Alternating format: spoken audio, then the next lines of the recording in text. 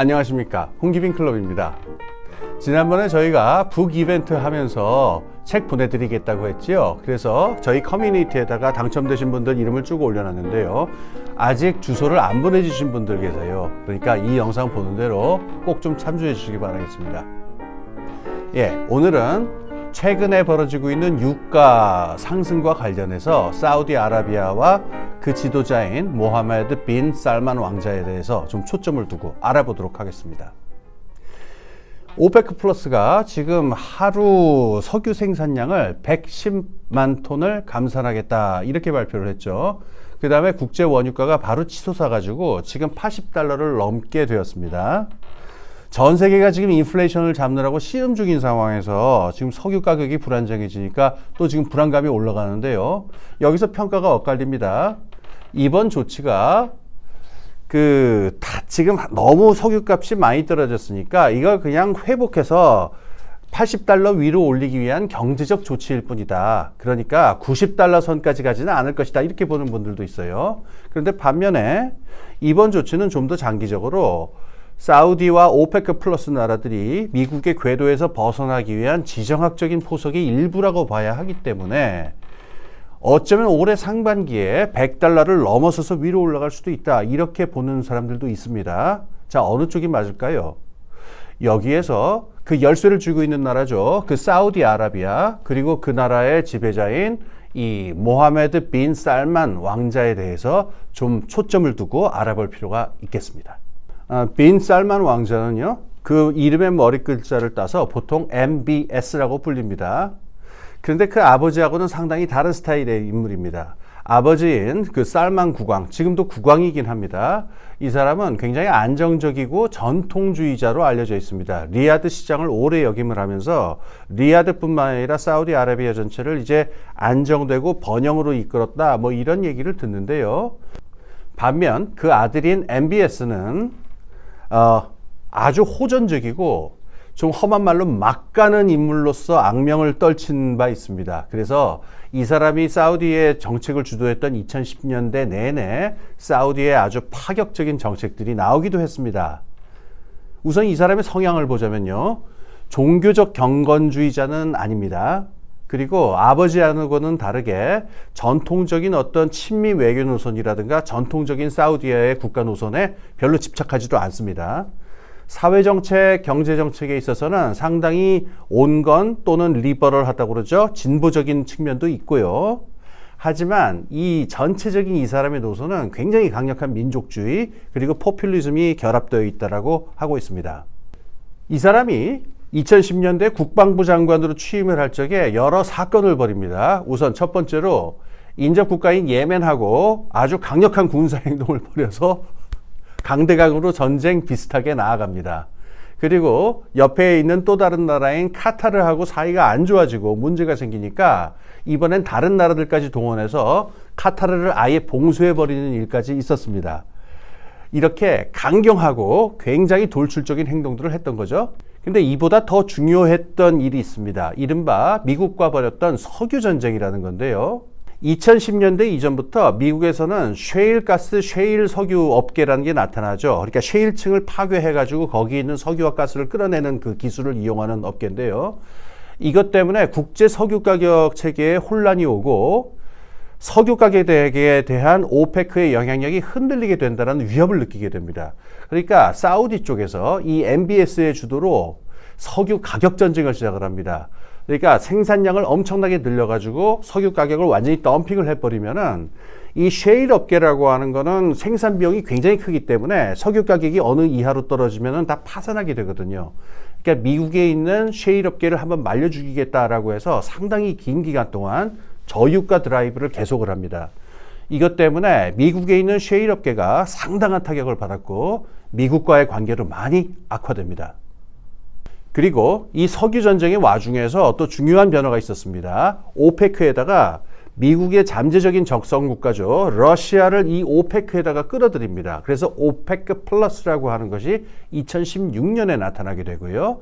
이번에 석유 가격을 조정하기로 한 그 주체도 바로 이 러시아가 포함된 오페크 플러스죠. 이후에 푸틴하고 이 MBS는 아주 가까운 친구 사이가 됩니다. 그런데 아주 극적인 사건이 또 하나 있었습니다. 2018년의 일인데요. 미국의 워싱턴 포스트지에서 이 사우디아라비아 문제로 글을 쓰는 칼럼니스트가 있습니다. 아쇼기라고 하는 인물인데요. 이 인물이 자꾸 사우디아라비아의 인권 문제 같은 것들을 비난하고 비판하고 하니까 이 MBS가 한 것으로 거의 알려져 있는데요. 이 카쇼기라는 인물을 그냥 납치에다가 고문하고 죽인 다음에 시체를 토막을 내버립니다. 그래서 이 MBS라는 말을 약자를 풀어가지고 Mr. Bone Soda, 그러니까는 우리말로 토막살인범쯤 되겠죠. 이런 아주 흉악한 별명을 얻는 계기가 됩니다. 트럼프 대통령하고는 아주 가까운 사이입니다. 가쇼기 사건으로 2018년, 2019년 미국이 막 들끓었을 때에도 트럼프 대통령은 한결같이 MBS를 두둔하고 옹호하는 입장을 취했다고 해요. 그리고 2020년에 MBS가 드디어 이제 왕세자로 책봉이 되는데 그때는 트럼프가 이런 멘트까지 날렸어요. My man. 그러니까 내 사람이 이제 왕이 된다. 뭐 이렇게까지 말을 했다고 하는군요. 하지만 반면에 이 바이든 쪽하고는 아주 날선 긴장이 계속되어 있었습니다. 우선 2018년 카쇼기 사건이 벌어졌을 때 벌써 바이든 쪽에서는 이건 있을 수 없는 일이다라고 해서 강력하게 비난을 했는데 그걸 맞받아친답시고 또 이 MBS가 뭐라고 그랬냐. 그 당시 대통령 선거할 때인데요. 야, 바이든, 너랑 네 아들 그 5만 가지 스캔들 다 있는 것 갖다가 내가 이리저리 다 뒤에서 막아줬는데 이제 와서 딴소리 하기냐. 막 이런 얘기를 공공연히 하고 다니기도 했다는 겁니다. 그리고 2021년 바이든이 대통령이 된 다음에 바이든 정권의 안보정책 보좌관이죠. 이 잭 설리번이 이 MBS하고 단독 그 회동을 한 적이 있었는데 여기서 설리번이 다시 카쇼기 사건 얘기를 꺼냈다고 그래요. 그러니까 MBS가 막 길길이 날뛰고 화를 내면서 막 고성으로 소리를 지르는 그런 사건도 있었다고 합니다. 그런데 이렇게 막 나가고 천방지축으로 뛰던 MBS가 2020년 들어오면서 완전히 다른 사람으로 바뀌었다 이런 말을 듣기도 해요. 행동 스타일이 바뀌었을 뿐만 아니라 정책 노선과 전략까지 다 변해서 완전히 새로운 사람이 되었다. 이런 얘기를 하기도 합니다. 여기에는 한 두어 가지 정도 중요한 계기가 있었습니다. MBS가 2020년에 왕세자로 책봉되기 직전에 벌어진 일입니다. 2019년에 사우디아라비아가 보유하고 있는 유전에 공격이 가해집니다. 이 공격을 가한 세력은 아마 이란으로 추정되는데 이란을 추종하거나 이란이 조종하는 다른 세력일 수도 있다. 아직 확실하진 않습니다. 그런데 이 세력에 의해서 사우디아라비아에 있는 유전 일부 지역이 거의 쑥밭이 되다시피 하는데 원래는 사우디아라비아를 지켜주기로 되어 있는 미국 쪽에서 아무런 이렇다 할 만한 조치를 취하지 않았다는 거예요. 그리고 믿었던 자신의 아삼육 친구 트럼프마저 오히려 사우디에 기존에 배치되어 있었던 패트리어트 미사일을 갖다가 아예 철수하는 조치까지 이제 하고 그랬다는 거예요. 이때 MBS가 이걸 느꼈다고 합니다. 사우디아라비아가 자신이 생각하는 것만큼 그렇게 안정적인 위치를 가지고 있는 그런 나라가 아니다. 국제관계에서. 그리고 계속 사우디아라비아의 미래를 친서방, 서방 쪽에 의존하고 있다라고 하는 게 그렇게 믿을 만한 확고한 전력이 되지는 못한다. 이런 생각을 우선 했다고 합니다. 두 번째 계기가 또 있습니다. 바로 기후위기랑 관련이 되어 있는데요. 기후위기에 대한 전 지구촌의 그 어떤 경각심이 높아지니까 석유와 같은 화석 연료의 미래가 상당히 불투명해지는 면이 있죠. 그러니까 이때부터는 이 MBS도 사우디아라비아의 미래는 석유에만 의존하면 안 되고 재생에너지를 사용하는 현대화된 경제로 완전히 탈각돼야 한다라고 하는 노선을 가지게 되는데 문제는 이렇게 하려면 굉장히 많은 투자가 필요하죠. 그래서 얼마 전에 우리나라에 오기도 했었죠. 이 이른바 생태적이고 재생에너지를 사용하는 거대한 꿈의 도시를 사막 위에다 건설하겠다. 이런 계획을 얘기하면서 우리나라 재벌 총수들 쭉 모아놓고 면접을 보는 그런 장면이 나오기도 했었죠. 이렇게 해서 투자를 끌어들여야 된다라는 그래서 나라를 전체적으로 바꾸겠다라는 계획을 세우게 됩니다. 그러면 국가 전략은 어떻게 바뀌어야 되느냐? 첫째도 안정, 둘째도 안정, 셋째도 안정이 됩니다. 아까 말씀드린 대로 이 변화하는 지정학적 상황에서 사우디아라비아의 기반을 탄탄하게 다질 뿐만 아니라 나라가 안정되어 있어야 외국에서 큰 투자를 끌어들여올 수도 있죠. 그래서 그 다음부터는 이 MBS 본인도 말도 행동도 조심하고 허허 웃으면서 하고 안정된 전략을 추구하는 모습, 신뢰할 수 있는 모습을 보여주려고 노력을 합니다. 그래서 2020년 왕세자로 책봉된 다음엔 사실상 실질적인 왕이 되거든요. 공식적으로는 아직 수상, 프라임 미니스터이긴 합니다만 그 다음부터 국제적인 노선에 있어서 파격적인 변화가 시작이 됩니다. 이른바 strategic diversification, 뭐 전략적 다각화 이러는데 괜히 이런 어려운 외국말 쓰지 말고 우리나라 전문 용어로는 양다리 작전 혹은 심지어 삼다리 작전이라고 할 수 있는 그런 다각화 전략을 취합니다. 우선 예멘하고 카타르하고 이런 주변 아랍 나라들하고의 껄끄러운 관계가 있었죠. 이걸 2021년에 있었던 아랍 정상회의에서 깨끗하게 해결을 합니다. 예멘과의 껄끄러웠던 관계, 또 카타르에 대한 봉쇄 다 해결을 하고 그동안 껄끄러웠던 나라들끼리 화해하고 잘 지내보자라고 하는 방향으로 끌고 나가기 시작합니다. 이보다 훨씬 극적인 사건이 있었습니다. 작년 12월 10일인데요. 이란하고 국가 간의 외교 관계를 회복하기로 결정합니다. 이란하고 사우디아라비아가 처음으로 외교 관계를 주고받았던 것은 1929년의 일인데 거의 100년 만에 다시 외교 관계가 복원이 된 거라고 볼 수가 있습니다. 이게 왜 이렇게 극적이냐? 미국이 주도했었던 기존의 중동 질서의 틀을 한번 생각을 해보죠. 이란은 1979년에 이슬람 혁명 이후로 미국의 적성 국가가 됐죠. 근데 이란은 시아파 이슬람의 종주국이라고 할 수 있잖아요. 그리고 사우디는 미국하고 가장 가까운 나라고 이 나라는 수니파의 종주국이니까 이 중동 질서에서 시아파 이란 세력이 바로 하는 것을 어느 정도 견제하고 막는 역할이 지금까지 사우디의 역할이었는데 이 두 나라가 지금 외교 관계를 회복을 한다는 겁니다. 그러니까 미국으로서는 지금 상당히 당혹스러운 사태다라고 얘기할 수가 있습니다. 근데 더욱 놀라운 것은요, 뭐 잘 알려져 있지만 이 이란과 사우디의 화해 관계를 주선한 것이 바로 중국이었다는 점입니다. 중국과 사우디의 관계는 그전부터 굉장히 가까워지고 있는 국면이었습니다. 먼저 사우디가 생산하고 있는 석유의 최대 수입국이고요. 사우디는 그래가지고 중국이 사우디에서 석유를 사갈 때는 달러화로 결제하지 않고 위안화로 결제해도 된다라고 하는 것까지 허용할 정도였습니다. 그리고 아까 말씀드린 이 MBS가 추진하고 있는 신도시에다가 시진핑은 55억 달러라고 하는 큰 돈을 투자하기로 이미 약속을 한 상태입니다.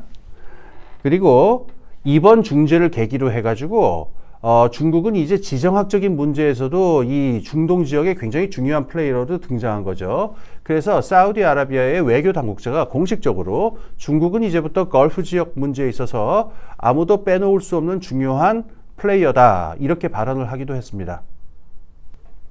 나아가서 이 우크라이나 전쟁이 벌어진 다음에는요, 이른바 브릭스라고 줄여서 얘기하는데요. 브라질, 러시아, 인도, 중국, 그 다음에 남아프리카 공화국 이런 나라들끼리 맺고 추진하고 있는 통합관계에 지금 사우디아라비아도 관심을 가지고 적극 들어가고 있습니다.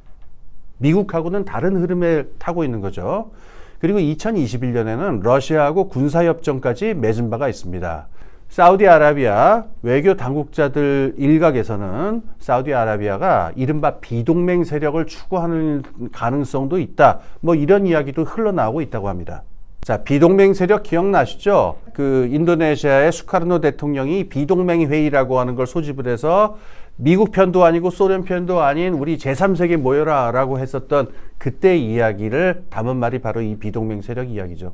근데 그렇다고 해서 미국하고의 관계를 청산한 것은 아닙니다. 제가 아까 양다리 작전, 삼다리 작전 이런 말씀 드렸죠.